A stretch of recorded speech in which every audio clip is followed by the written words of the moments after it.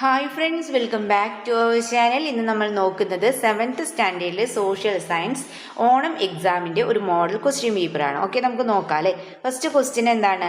The Mughals ruled in India till 1887 with 75 with Delhi as their capital. അപ്പോൾ observe the concept map and prepare a note on the agricultural system during the Mughal rule. എന്താണ് കൂട്ടുകാരെ പറഞ്ഞിട്ടുള്ളത്? 1857 വരെ ഡൽഹി കേന്ദ്രമാക്കി India ഭരിച്ചിരുന്നത് ആരായിരുന്നു? Mughal rulers ആയിരുന്നു അല്ലേ. അപ്പോൾ നമുക്ക് നോക്കിക്കേ, ഇവിടെ ഒരു മാപ്പ് നൽകിയിട്ടുണ്ട്, ഒരു കോൺസെപ്റ്റ് മാപ്പ് നൽകിയിട്ടുണ്ട്. അപ്പോൾ നമ്മളോട് എന്താ പറഞ്ഞിട്ടുള്ളത്? Observe the concept map and prepare a note on the agricultural system during the Mughal rule. അതായത് ഈ തന്നിരിക്കുന്ന ആശയപടം പ്രയോജനപ്പെടുത്തി നമ്മൾ എന്ത് ചെയ്യണം? മുഗൾ ഭരണകാലത്തെ കാർഷിക രംഗത്തെക്കുറിച്ച് കുറിപ്പ് തയ്യാറാക്കാനാണല്ലേ പറഞ്ഞിട്ടുള്ളത്. ഓക്കെ, നമുക്ക് കോൺസെപ്റ്റ് മാപ്പ് നോക്കാം. അഗ്രികൾച്ചർ എന്താ നൽകിയിട്ടുള്ളത്? മേജർ അഗ്രികൾച്ചറൽ ക്രോപ്സ്, അതായത് പ്രധാന കാർഷിക ഇനങ്ങൾ അല്ലേ. Then ownership of agriculture land, കൃഷിയുടെ ഉടമസ്ഥാവകാശം. അഗ്രികൾച്ചറൽ എക്യുപ്മെന്റ്, കാർഷിക ഉപകരണങ്ങൾ. അപ്പോൾ ഇത്രയും കാര്യങ്ങളാണ് നൽകിയിട്ടുള്ളത്. അപ്പോൾ തന്നിട്ടുള്ള കാര്യങ്ങൾ ഉപയോഗിച്ചുകൊണ്ട് നിങ്ങൾ എന്ത് ചെയ്യണം? ഒരു ഷോർട്ട് നോട്ട് തയ്യാറാക്കണം അല്ലേ. ഓക്കെ, അപ്പം നമുക്ക് എന്തൊക്കെ എഴുതാം? Yes, barley, sugar cane, cotton, oil seed, rice. Farmer was not. ഏതൊക്കെയാണ് പ്രധാന കാർഷിക ഇനങ്ങൾ ഉണ്ടായിരുന്നത്? Barley, sugar cane, cotton, oil seeds, rice എന്നിവയൊക്കെയാണ് അല്ലേ. എന്നാൽ കൃഷിയുടെ ഉടമസ്ഥാവകാശം എന്ന് പറയുന്നത് ആരായിരുന്നു? Ownership of agricultural land. Yes, farmers was not evicted from the land as long he paid tax. The Persian wheels and canal അല്ലെ. അതുപോലെ തന്നെ എന്തുണ്ടായിരുന്നു? ജലസേചനത്തിന് വേണ്ടിയിട്ട് പേർഷ്യൻ ചക്രവും കനാലുകളൊക്കെ വ്യാപകമായിട്ട് ഉപയോഗപ്പെടുത്തി അല്ലേ. അപ്പോൾ എന്തൊക്കെയാണ് പ്രധാന വിളകൾ എന്ന് പറയുന്നത്? കാർഷിക ഇനങ്ങൾ എന്തൊക്കെയായിരുന്നു? Barley, sugar cane, cotton, oil seeds, rice. അതായത് നെല്ല്, ഗോതമ്പ്, ബാർലി, കരിമ്പ്, പരുത്തിയൊക്കെ തുടങ്ങിയവയായിരുന്നു അല്ലേ. Farmers were not evicted from the land as a long he paid tax. അതായത് എന്താ പറയുന്നത്? നികുതി കൊടുത്തിരുന്ന കാലം വരെ എന്ത് ചെയ്യില്ല? കർഷകനെ ഭൂമിയിൽ നിന്ന് ഒഴിപ്പിച്ചിരുന്നില്ല അല്ലേ. ഈ പുതിയ ഉപകരണങ്ങൾ എന്തൊക്കെയാണ് ഉപയോഗിച്ചിട്ടുണ്ടായിരുന്നത്? പേർഷ്യൻ വീൽസ് ആൻഡ് കനാൽസ് ആണ് അല്ലേ. കാർഷിക ഉപകരണങ്ങൾ എന്ന് പറയുന്നത് എന്തൊക്കെയായിരുന്നു? Persian wheels and canals. Persian വീലും കനാലൊക്കെ വ്യാപകമായിട്ട് ഉപയോഗപ്പെടുത്തിയിട്ടുണ്ട് അല്ലേ. ഓക്കെ, ഇനി നോക്കുക. Observe the list of cities during the Mughal rule and present day countries they belong. Find the correct order and write down. Okay, ഓരോന്നിൻ്റെയും എന്ത് നൽകിയിട്ടുണ്ട്? വിജയനഗര സാമ്രാജ്യത്തിൻ്റെ എന്താണ് അവിടെ നോക്കിയിട്ട്? Observe the cities the Mughal rule and presented by the countries the belong to. Find the correct order and write it down. Correct ഓർഡറിൽ നമ്മളോട് താഴെ എഴുതാനാണല്ലേ പറഞ്ഞിട്ടുള്ളത്. അതായത് മുഗൾ ഭരണകാലത്തെ നഗരങ്ങളും അവ ഉൾപ്പെടുന്ന ഇന്നത്തെ രാജ്യങ്ങളുടെയാണല്ലേ പട്ടിക നൽകിയിട്ടുള്ളത്. അത് ശരിയായ ക്രമം കണ്ടെത്തി എഴുതാനാണ് പറഞ്ഞിട്ടുള്ളത്. ഓക്കെ, നോക്കിയിട്ട് ഇതിൽ ശരിയായ ക്രമം ഏതാ വരിക? Dhaka, then Murshidabad, Lahore, then India, Pakistan, Bangladesh അല്ലേ. അപ്പോൾ ഓരോന്നിനും യോജിക്കുന്നത് ഏതായിരിക്കും? ഇവിടെ ഓപ്ഷൻസ് നൽകിയിട്ടുണ്ട്. 1A 2C 3B, then 1C 2B 3A, then B 1C 2A 3B, then D 1B 2A 3C. അപ്പോൾ തന്നിട്ടുള്ളതിൽ ഏതാണ്? അതെ, ഓപ്ഷൻ ബി അല്ലേ. അതായത് ധാക്ക ബംഗ്ലാദേശ്, ദെൻ മുർഷിദാബാദ് ഇന്ത്യ, ലാഹോർ പാകിസ്ഥാൻ അല്ലേ. അപ്പോൾ ആൻസർ 1C 2A 3B എന്നുള്ളതാണ്. Okay, the next question has 2 parts ഉണ്ട് അല്ലേ. 2Aയും ഉണ്ട് 2Bയും ഉണ്ട്. Answer any one of them completely. അപ്പോൾ അതിൽ ഏതെങ്കിലും ഒന്ന് നിങ്ങൾ എന്ത് ചെയ്യുക? മുഴുവനായിട്ട് എഴുതുക. ഓക്കെ, നമുക്ക് ഓരോ ക്വസ്റ്റ്യൻസ് ആയിട്ട് നോക്കാം. Vijayanagara kingdom was one of the major kingdom that existed in south India during the medieval period അല്ലേ. അപ്പോൾ മിഡീവൽ പീരീഡിൽ എന്താണ്? മധ്യ കാലഘട്ടത്തിലെ ദക്ഷിണേന്ത്യയിൽ നിന്ന് പ്രധാന രാജ്യങ്ങളിൽ ഒന്നായിരുന്നു ഏത്? നമ്മുടെ വിജയനഗര അല്ലേ. വിജയനഗര സാമ്രാജ്യം എന്ന് പറയുന്നത്. Complete the given list by identify the features related to Vijayanagara administration. അപ്പോൾ എന്താ പറഞ്ഞിട്ടുള്ളത്? വിജയനഗര അഡ്മിനിസ്ട്രേഷൻ അല്ലെ, ഭരണ സംവിധാനവുമായി ബന്ധപ്പെട്ടിട്ടുള്ള ഫീച്ചേഴ്സ് ഇവിടെ നൽകിയിട്ടുണ്ട്. അപ്പോൾ ഇത് എന്ത് ചെയ്യണം? ഐഡന്റിഫൈ ചെയ്ത് ഓരോന്നും കംപ്ലീറ്റ് ചെയ്യാനാണ് അല്ലേ പറഞ്ഞിട്ടുള്ളത്. ജുഡീഷ്യൽ സിസ്റ്റം നൽകിയിട്ടുണ്ട്, മിലിറ്ററി സിസ്റ്റം നൽകിയിട്ടുണ്ട് അല്ലേ. അപ്പോൾ ജുഡീഷ്യൽ സിസ്റ്റത്തിൽ എന്താ പറഞ്ഞിട്ടുള്ളത്? The appellate authority was the king himself. Appeal അധികാരി എന്ന് പറയുന്നത് ആരായിരുന്നു? രാജാവ് തന്നെയായിരുന്നു അല്ലേ. അല്ലേ. ഇനി മിലിറ്ററി സിസ്റ്റത്തിൽ എന്താ പറഞ്ഞിട്ടുള്ളത്? The military commands were known as Amaranayaka. സൈനിക മേധാവികര് എങ്ങനെയാണ് അറിയപ്പെട്ടിരുന്നത്? അമരനായകന്മാർ എന്നാണല്ലേ അറിയപ്പെട്ടിരുന്നത്. എന്താണ്? നായകന്മാർ എന്നറിയപ്പെട്ടു. അപ്പോൾ ഇനി ജുഡീഷ്യൽ സിസ്റ്റത്തിൽ നമുക്ക് എന്തൊക്കെ എഴുതാം? Yes, there are courts and various level അല്ലേ. There are courts and various level, അതായത് നീതി നിർവഹണത്തിനായിട്ട് വിവിധ തലങ്ങളിലായിട്ട് കോടതികൾ സ്ഥാപിച്ചിരുന്നു. Then minor offences were deal by village court. Minor offence ഒക്കെ, ചെറിയ കുറ്റങ്ങളും തൊഴിൽ പ്രശ്നങ്ങളൊക്കെ എവിടെയായിരുന്നു? ആ ഗ്രാമങ്ങളിലും കോടതികളിലും കൈകാര്യം ചെയ്തിരുന്നു അല്ലേ. ഓക്കെ, ദെൻ മിലിറ്ററി സിസ്റ്റത്തിൽ നമുക്ക് എന്തൊക്കെ എഴുതാം? ദേ also maintain certain number of soldier, horse, elephants. അവരെന്താണ്? സെർട്ടൈൻ നമ്പർ ഓഫ്, നിശ്ചിത എണ്ണം കാലാളുകൾ, കുതിരകൾ, ആനകളൊക്കെ എന്നിവയെ നിലനിർത്തിയിരുന്നു അല്ലേ.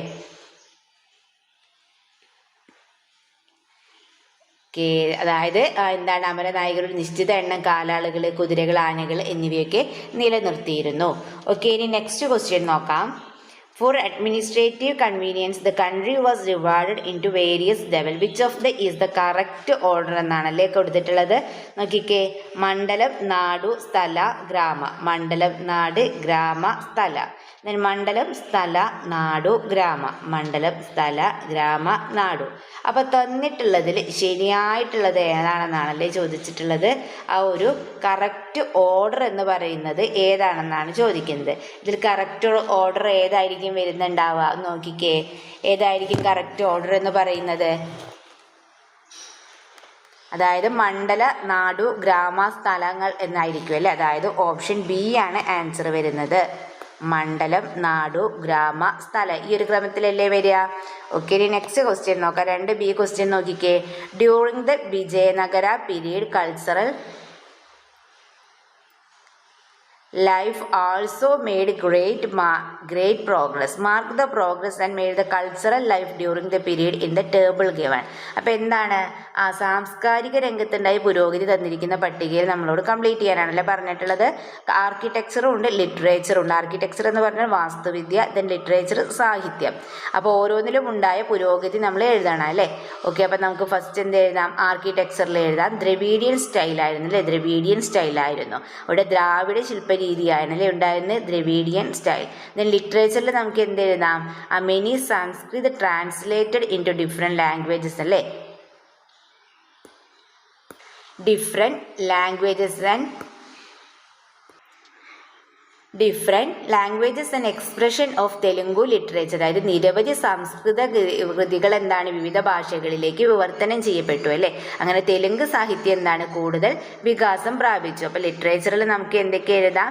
Many Sanskrit translated into different languages and expansion of Telugu literature. Expansion of Telugu literature, Telugu സാഹിത്യം കൂടുതൽ വികാസം പ്രാപിച്ചു.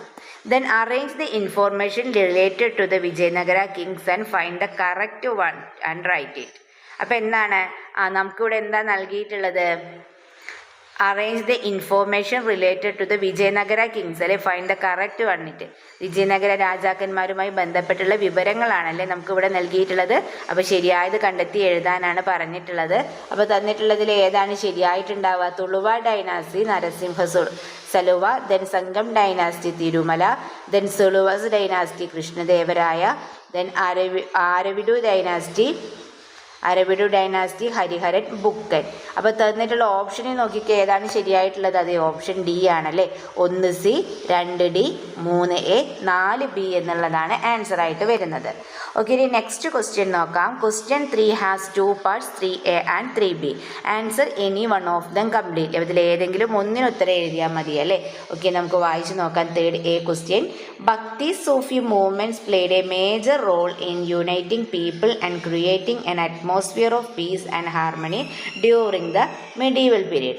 Complete the worksheet about Bhakti Sufi movement given below. എന്താണ് പറഞ്ഞിട്ടുള്ളത്? ഇവിടെ നോക്കിക്കേ. അതായത് മധ്യകാലങ്ങളിൽ Bhakti Sufi movements played a major uniting people and creating atmosphere peace of harmony during medieval period അല്ലേ. മിഡീവൽ പീരീഡിൽ എന്താണ്? അതായത് ഒരു മധ്യകാലഘട്ടത്തിൽ എന്താണ് മനുഷ്യരെ യുണീക്കായിട്ട് ഒരുമിപ്പിച്ച് സമാധാന അന്തരീക്ഷം സൃഷ്ടിക്കുന്നതിൽ എന്താണ് ഭക്തി സൂഫി മൂവ്മെന്റ്സ് പ്രധാന പങ്ക് വഹിച്ചിട്ടുണ്ട് അല്ലേ. അപ്പം എന്താ നമ്മളോട് പറഞ്ഞിട്ടുള്ളത്? Complete the worksheet about the ഭക്തി സൂഫി മൂവ്മെന്റ്സ് ഗിവൺ ബിലോ. അപ്പോൾ ഭക്തി സൂഫി പ്രസ്ഥാനങ്ങളെ കുറിച്ച് നൽകിയിരിക്കുന്ന വർക്ക്ഷീറ്റ് നമ്മളോട് കംപ്ലീറ്റ് ചെയ്യാനാണ് അല്ലേ പറഞ്ഞിട്ടുള്ളത്. The poet who propagated his ideas through such hymns know as dohas. ആരാണ്? കബീർ ആണ് അല്ലേ. ഇവിടെ എന്താണ് ആൻസർ വരിക? കബീർ. ദ്വൻ ഗ്വാലി എന്താണ്? ഗവ്വാലി അല്ലേ. ഗവ്വാലി എന്താണ്? Sufis devotional song. സൂഫിയുടെ ഡിവോഷണൽ സോങ് ആണ് അല്ലേ. സൂഫി കേന്ദ്രങ്ങളിൽ ആലപിച്ചിരുന്ന ഭക്തി ഗാനങ്ങളാണ് അല്ലെ ഗവ്വാലികൾ. Okay, the next found Veerashaiva movement. Veerashaiva പ്രസ്ഥാനം സ്ഥാപിച്ചത് ആരാണ്? ബസവണ്ണയാണ് അല്ലെ. ആരാണ്? ബസവണ്ണ. ദ നെക്സ്റ്റ് ലങ്കാർ എന്ന് നൽകിയിട്ടുണ്ട് അല്ലേ. എന്താണ്? കമ്മ്യൂണിറ്റി കിച്ചൺ ആണ് അല്ലേ. ലങ്കാർ എന്താണ്? Community kitchen. ഓക്കെ, അപ്പോൾ ഇതുപോലെ നിങ്ങൾ എന്ത് ചെയ്യുക? ടേബിൾ ഒന്ന് കംപ്ലീറ്റ് ചെയ്യാം. And find the right and the correct statement related to Sufi movement from the statements given below. Find and write the correct statement related to self movement from the statements given below. അപ്പോൾ എന്താണ് ഇവിടെ പറഞ്ഞിട്ടുള്ളത്? Correct statement ഏതാണെന്ന് എഴുതാനാണ് അല്ലേ പറഞ്ഞിട്ടുള്ളത്. Okay, guru were known as murids. Then Sufism is an Islamic devotional movement originated in Central Asia. Then Sufi followers were called Pirs. Then the Sufi movement reached India by 10th century. അപ്പോൾ എന്തൊക്കെ കാര്യങ്ങളാണ് നമുക്ക് നൽകിയിട്ടുള്ളത് ഇവിടെ? അതുകൂടി വായിച്ച് നോക്കാം. നമുക്ക് gurus were known as murids. മുരീദുകൾ എന്നറിയപ്പെട്ടിരുന്നു അല്ലേ. മുരീദുകൾ എന്ന് അറിയപ്പെട്ടിരുന്നു. Then Sufism is a Islamic devotional movement originated in Central Asia. Then Sufi followers were called pirs അല്ലേ. Then Sufi movement reached India by the 10th സെഞ്ചുറിയിലാണ് ഇന്ത്യയിലേക്ക് വന്നിട്ടുള്ളതെന്നാണ് അല്ലേ പറയുന്നത്. 10th century. അപ്പോൾ തന്നിട്ടുള്ളതിൽ നമ്മളോട് എന്താ പറഞ്ഞിട്ടുള്ളത്? ഈ തന്ന കാര്യങ്ങളിൽ സൂഫി മൂവ്മെൻറ്റുമായിട്ട് റിലേറ്റ് ചെയ്തിട്ടുള്ളത് കറക്റ്റ് ആയിട്ടുള്ളത് ഏതാണെന്നാണല്ലേ ചോദിച്ചിട്ടുള്ളത്. അപ്പോൾ സൂഫി മൂവ്മെൻറ്റുമായിട്ട് നോക്കുമ്പോൾ ഏതാണ് കറക്റ്റായിട്ട് വരിക ഇതിൽ?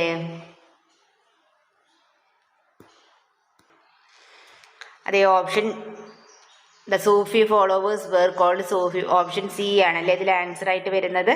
Okay, then next question, B question നോക്കാം നമുക്ക്. Notice the hints related to the Bhakti movement. During Bhakti movement period woman were more recognised in the society. Bhakti പ്രസ്ഥാനം കാലഘട്ടത്തിൽ എന്താണ്? സ്ത്രീകൾക്ക് സമൂഹത്തിൽ കൂടുതൽ പരിഗണന ലഭിച്ചു. Then the vernacular languages got more importance in the Bhakti movement period. Bhakti പ്രസ്ഥാന കാലഘട്ടത്തിൽ എന്താണ്? പ്രാദേശിക ഭാഷകളുടെ കൂടുതൽ ഇമ്പോർട്ടൻസ് കൊടുക്കാൻ തുടങ്ങി അല്ലെ. പ്രാദേശിക ഭാഷകൾ കൂടുതൽ പ്രാധാന്യം വർദ്ധിച്ചു. ദെൻ ഫസ്റ്റ് എ ക്വസ്റ്റ്യൻ എന്താണ്? Prepare a note evaluating the progress in the social sphere during the Bhakti movement. അതായത് ഭക്തി പ്രസ്ഥാന കാലഘട്ടത്തിൽ എന്താണ്? സാമൂഹിക രംഗത്തുണ്ടായ പുരോഗതി വിലയിരുത്തി കുറിപ്പ് തയ്യാറാക്കാനാണല്ലേ പറഞ്ഞിട്ടുള്ളത്.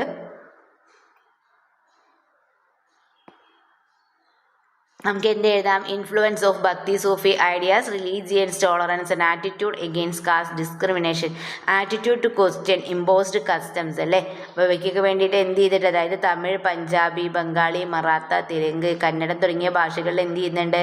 ധാരാളം കൃതികൾ രചിക്കപ്പെടുന്നുണ്ട് അല്ലേ. മഹാഭാരതം, രാമായണം എന്നിവയും മറ്റ് കൃതികളും വിവിധ ഭാഷകളിലേക്ക് വിവർത്തനം ചെയ്യപ്പെട്ടു. ജാതി വിവേചനത്തിനെതിരെയുള്ള മനോഭാവ രൂപീകരണം, അടിച്ചേൽപ്പിക്കപ്പെട്ട ആചാരങ്ങളെ ചോദ്യം ചെയ്യാനുള്ള ഒരു രൂപീകരണമായിട്ട് മാറുകയാണ് അല്ലേ. ഓക്കെ, ഇനി നെക്സ്റ്റ് ക്വസ്റ്റ്യൻ നോക്കാം.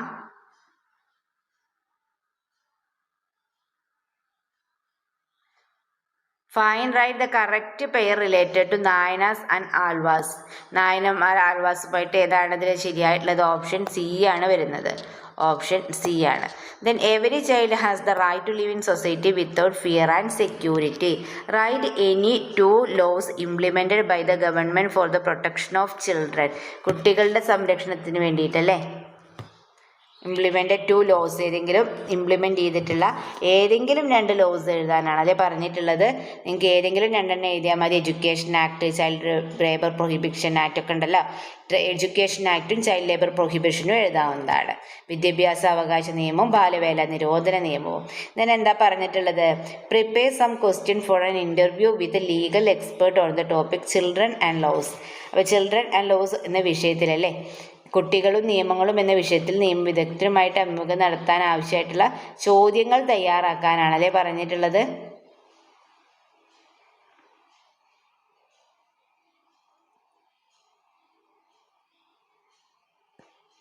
ഓക്കെ, അപ്പോൾ നിങ്ങൾ എന്ത് ചെയ്യുക? നിങ്ങൾ 2 ചോദ്യങ്ങൾ എഴുതുക. ഓക്കെ, ദെൻ നെക്സ്റ്റ് ക്വസ്റ്റ്യൻ നോക്കാം നമുക്ക്. Fundamental rights and fundamental duties are 2 important features of the Indian constitution. Fundamental റൈറ്റ്സും ഫണ്ടമെൻ്റൽ ഡ്യൂട്ടീസും ഒക്കെ എന്താണ്? ഇന്ത്യൻ കോൺസ്റ്റിറ്റ്യൂഷൻ്റെ പ്രധാനപ്പെട്ട 2 റൈറ്റ്സ് ആണ് അല്ലേ. പ്രധാനപ്പെട്ട റൈറ്റ്സ് ആണ് ഏത്? Fundamental duties are important feature of the Indian constitution. Okay, first ആയിട്ടുള്ള ക്വസ്റ്റ്യൻ എന്താണ്? Fundamental duties are important as fundamental rights, explain. എന്താ ചോദിച്ചിട്ടുള്ളത്? മൗലിക അവകാശങ്ങൾ പോലെ പ്രാധാന്യം അർഹിക്കുന്നതാണ് മൗലിക കടമകൾ എന്ന് വിശദീകരിക്കുക എന്നാണല്ലേ പറഞ്ഞിട്ടുള്ളത്. അങ്ങനെ തന്നെയല്ലേ?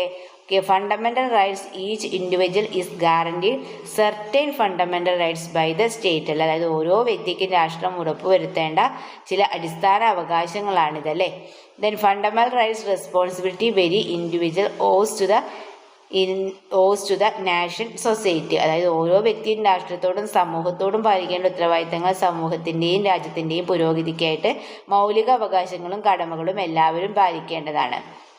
ഓക്കെ, അപ്പോൾ എന്ത് ചെയ്യുക? നിങ്ങൾ എന്ത് ചെയ്യുക? ഇതുപോലെ ജസ്റ്റ് ഒരു നോട്ട് തയ്യാറാക്കുക.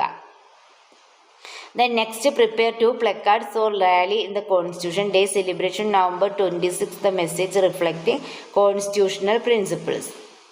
അപ്പോൾ എന്താണ് നവംബർ 26 എന്താണ് നമ്മൾ ഭരണഘടനാപരമായിട്ട് ദിനത്തിൻ്റെ ഭാഗമായിട്ട് സ്കൂളിൽ സംഘടിപ്പിക്കുന്ന റാലിക്ക് വേണ്ടിയിട്ട് ഭരണഘടനാ ധർമ്മങ്ങൾ ഉൾപ്പെടുത്തിയിട്ട് എന്ത് ചെയ്യുക? ഒരു play card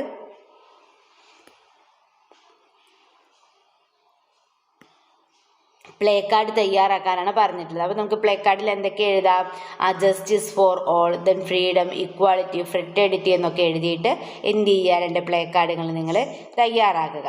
okay, which of the laws followed in our country till become republic ആവുന്നത് വരെ നമ്മുടെ രാജ്യം ഇന്ത്യ പിന്തുടർന്ന നിയമസംഹിത ഏതായിരുന്നു? Yes, government of India act 1935 1935 government of India act ആണ്. Then there are many factors that caused marginalisation. എന്താ പറഞ്ഞിട്ടുള്ളത്? മാർജിനലൈസേഷൻ ഒരുപാട് ഫാക്ടേഴ്സ് കാരണമാവുന്നുണ്ട് അല്ലേ. ഇനി ഒരു വീൽ ചെയറിലിരിക്കുന്ന കുട്ടി നോക്കൂ, I move in wheel chair. ഞാൻ എന്താണ് മൂവ് ചെയ്യുന്നത്? വീൽ ചെയർ ഉപയോഗിച്ചാണ്. I am not able to participate in all activities with others. എനിക്ക് അവരോടെല്ലാവരോടൊപ്പം എന്ത് ചെയ്യാൻ പറ്റില്ല? കളിക്കാനൊന്നും പറ്റില്ല, അതിനെക്കൊണ്ട് പറ്റില്ല. കാരണം അവളെന്താ വീൽ ചെയർ ഇരിക്കുകയാണല്ലേ, അവളെ കൊണ്ടൊന്നും ചെയ്യാൻ പറ്റില്ലല്ലേ. Okay, then I am Marufa, papa, mama and I are natives of Assam. For many years we have been living Kerala. We came to reach Kerala when I was 5 years old, when we live in a place where people in the stands live the groves. അപ്പോൾ എന്തൊക്കെയാണ് നമുക്ക് എഴുതാം? മാർജിനൈസേഷനുള്ള ഫാക്ടേഴ്സും കോഴ്സിനൊക്കെ ആയിട്ട് എന്തൊക്കെ കാര്യങ്ങൾ എഴുതാം? First നോക്കിക്കേ, you have observe this 2 cases given above. What type of marginalisation are they related to? ഏത് ടൈപ്പ് മാർജിനലൈസേഷൻ ആണെന്നാണല്ലേ ചോദിച്ചിട്ടുള്ളത്. ഏതാണ്? യെസ്, ഫിസിക്കൽ മാർജിനലൈസേഷനും സോഷ്യൽ മാർജിനലൈസേഷനും ആണല്ലേ. Okay, next, what suggestion can you forward to define marginalisation in such situation? Prepare a note it. എന്താണ്? നമുക്ക് എന്തൊക്കെ കാര്യങ്ങൾ എഴുതാം? more predicts for equality than more lays prevent discrimination, access to pay education for it. ഇത്രയും കാര്യങ്ങളൊക്കെ നിങ്ങൾക്ക് എഴുതാവുന്നതാണ്. Points ഒക്കെ ഉൾപ്പെടുത്തിക്കൊണ്ട് നിങ്ങൾ എന്ത് ചെയ്യുക? ഷോർട്ട് നോട്ട് തയ്യാറാക്കുക. അപ്പോൾ ഇത്രയും ക്വസ്റ്റ്യൻസ് ആയിരുന്നു ക്വസ്റ്റ്യൻ പേപ്പറിൽ ഉണ്ടായിരുന്നത്. അപ്പോൾ എല്ലാ ക്വസ്റ്റ്യൻസും നമ്മൾ ഡിസ്കസ് ചെയ്തിട്ടുണ്ട്. അപ്പോൾ നിങ്ങൾക്ക് വീഡിയോ യൂസ്ഫുൾ ആയി തോന്നുകയാണെങ്കിൽ തീർച്ചയായും ലൈക്ക് ചെയ്യുക, കമൻറ്റ് ചെയ്യുക.